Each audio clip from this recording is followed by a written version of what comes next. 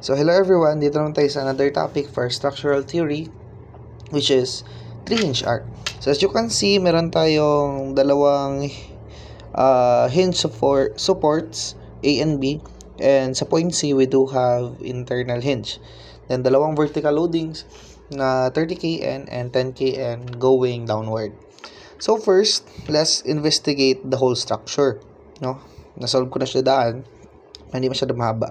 So, summation moment at B, RAY times 10 minus 30 times 8 minus 10 times 2, we do get RAY as 26. Then, if mag-summation ng F of eta, 30 plus 10 is equals to 40 minus yung going upward na 26, we do get the RBY as 14 kilonewton. Now, considering the left side, no, para makuha natin si RCX and RAX, no, so mag-summation tayo kay C, no, si RAX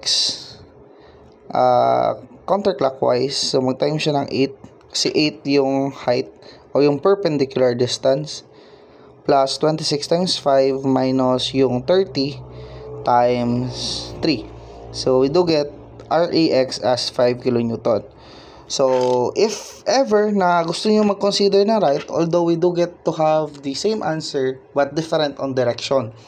So, yun, negative 14 times 5 plus 10 times 3 minus RBX times 8. Still, we do get the RBX as 5 kilonewton. So, now, for the sign convention, kung tignan nyo dito, kung si RAY is 26, then si 30 is going down. So, para mag-equal yung equilibrium natin, kailangan natin ng 4kN, di ba? So, ilan yung 4kN? Pataas. Para equal ang going down and equal na yung going up. As well as sa kabila. So, kung 10 dito na pababa, then may 14 na pataas sa right side. So, kailangan ng 4 pababa. Para 14, mag-equal na yung ating equilibrium.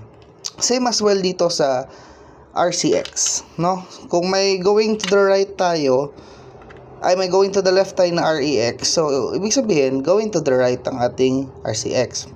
Then considering the other side, since ano kasi to, hinge, 'di ba? So sa hinge, magkabilaan yung kanyang direction pagkakat mo, no? So in the right side sa hinge sa RCX is going siya kay left. Internal hinge rather, going siya kay left. So, ibig sabihin, dapat si RBX, dapat going kay right. Which is tama yung pag-assume natin. So, that is all for today. Ganyan lang mag-solve ng 3-hinge arches. And also, ganyan din pag-determine ng kanyang direction.